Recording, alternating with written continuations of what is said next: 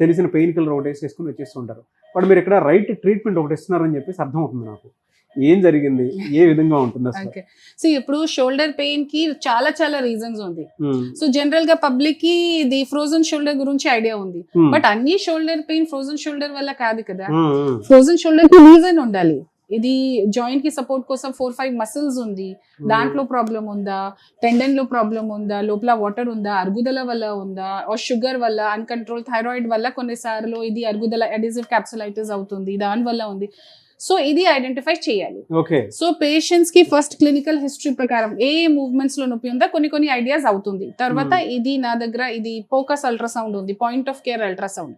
ఈ అల్ట్రాసౌండ్ లో అన్ని స్ట్రక్చర్ ఐడెంటిఫై చేస్తాము. బైసెప్స్ దగ్గర నీరుందా లేదా, జాయింట్ లో ప్రాబ్లం ఉందా లేదా, కండరాలు కట్ అయిందా, స్ట్రెయిన్ ఉందా, ఆర్ టేర్ ఉందా, టేర్ సైజ్ ఎంత ఉందా, పార్షియల్ ఉందా, ఇది ఇన్కంప్లీట్ కంప్లీట్ ఉందా, అన్ని ఇది మ్యాపింగ్ చేసిన తర్వాత ప్రోటోకాల్ చెప్తాను. జనరల్ గా షుగర్ పేషెంట్స్ కి అన్కంట్రోల్ షుగర్ ఉంటే అడెసివ్ క్యాప్సులైటిస్ కామన్ ఉంది. So first thing is sugar control లో పెట్టాలి. కొన్ని స్పోర్ట్స్ ప్లేయర్ వస్తున్నారు, ఇది షటిల్ ప్లేయర్స్ ఉంది కదా, ఇది చేసినప్పుడు labral tear or rotator cuff injury, ఈ 2 చాలా కామన్ గా ఉంది. సో దానికి ఏం ట్రీట్మెంట్ చేయాలి నేను చెప్తాను.